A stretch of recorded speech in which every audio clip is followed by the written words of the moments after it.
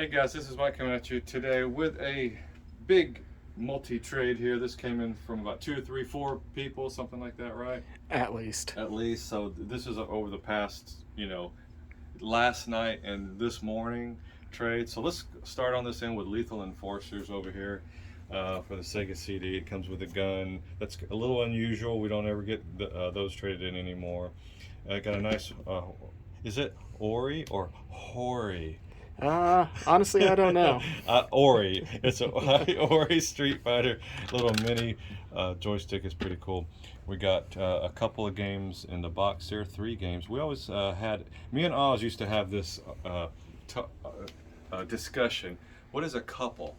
And he would say, that could be anything, 3, 4, 5, whatever. I said, no, a couple is 2. And he'd go, no, it's 3, 4, 5. It could be anything. I go, when you're a husband and wife or a boyfriend and girl, what are you? A couple, right? Okay. But we had fun with it. It was no big deal. Got more cube games in there. You know what stands out to me on that list? Besides the Spider-Man going skyrocketing here lately, right? Yeah. Is Beautiful Joe. I'm really shocked that they made that game because it was a time of pure 3D bliss. 3D gaming was getting perfected during that generation. And Beautiful Joe, let me do the Drew, was a pure 2D, no depth even to it. Pure 2D game. And when I played it, I went, wow, I can't believe they made this. I loved it. It's a fun game. If you've never tried that, that's a good play.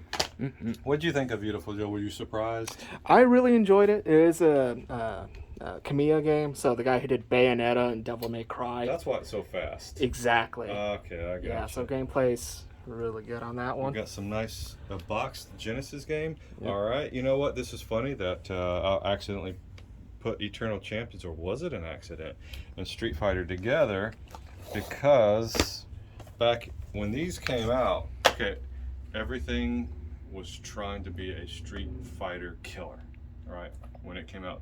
So Eternal Champions, I believe it was made in-house Sega. If it wasn't, it was something like that. So Eternal Champions was a Street Fighter 2 killer. It was supposed to be. And I was gung-ho. I would try to read every magazine article I could on it. I said, I'm buying it. I gotta get it. I gotta get this Eternal Champions. So you were always looking back in the day for something as good as Street Fighter. And not only didn't it come, was it not a Street Fighter killer, it kind of sucked. I still enjoyed playing it, because it was just a bunch of new characters. But I felt like when they kicked it was like this, a kid, just it was, it wasn't no rhyme or reason to some of these. But saying that, I kind of enjoyed it, but it still was no Street Fighter killer. It couldn't kill anything. So, and Turrican, you know what? That's an underrated game. It's big in Europe. Mm-hmm. Everybody loves that game in Europe, and 2. Over here, it wasn't as much love, but my goodness. Space Harrier 2, Yeah. Real Monsters. Yeah. But, look at that. Mischief Makers. Nice Mischief Makers. Yeah. Go through those Xbox games, and then I'm going to talk about this. Yeah, let's go ahead and This do that for the one more real newer quick. stuff real quick. We just got the PS3 games in. I'm talking too much, Yeah. Tim. Yeah, that BlazBlue game does have everything in it. And some more Xbox One games. Deadpool's getting kind of hard to find on that one, at least. I'll play through that one. Yeah, okay. Genesis next. Oh, yeah. Yeah. Rise from Your Grave. Good old Altered Beast. I love Yep. All right. Then we got the Senran Kagura games, which I could talk about, but children are subscribed to this channel, so I won't. Right. Just got some PSP games traded in, and a PSP as well. I'll go back to that in a second. Let's see here. We got some Bubsy action going on. Who doesn't love Bubsy? And just generic stuff right And there. this is one of my favorite games of all time, believe it or not, Madden 93. I still play it to this day, tons of time. Hey, did you shoot these 2 real quick? No, not Or quite. no? This is pretty much like the big one right here. Absolutely complete in box. Has absolutely every manual, every insert with it.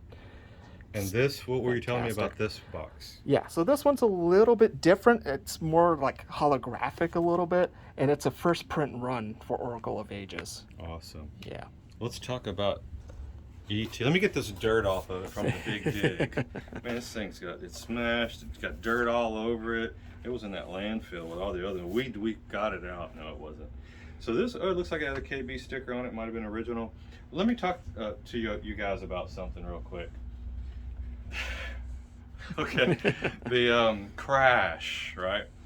I always get guys coming in who didn't live the time, but you read the crash of 83, 84. Well, the crash didn't exist to the people buying games, to the consumer. That was the crash was more for the developers and distributors and all those people.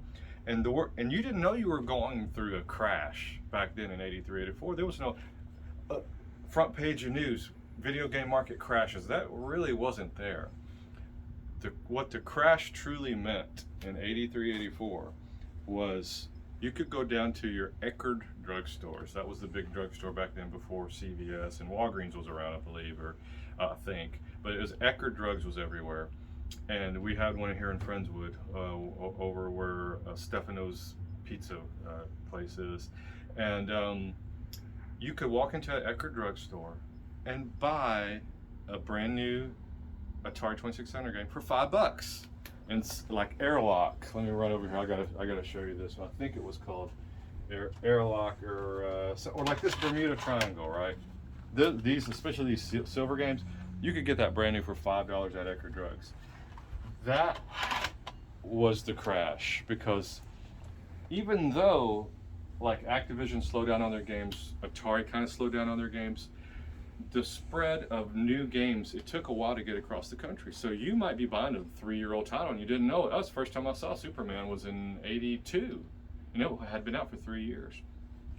So really the crash, that was more on the developer side, but by the time it really hit hard in 86, you started feeling not as many new games coming out. By then, the Nintendo came out. So you were over it.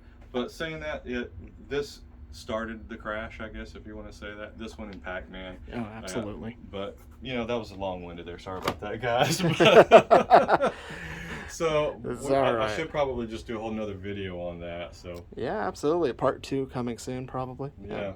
So PSP real quickly. Castlevania Dracula X.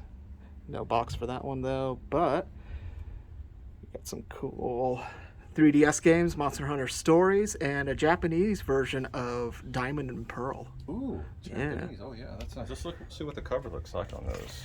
Exactly the same. Right. All right, cool. Yeah, and I think... Is that it? I think that's it. Let's go over one more time over here. Yeah, I think that's going to be it for today, guys. Guys, we need to get back to Def Leppard Hysteria album, so come on down to Player One. It'll be a great time.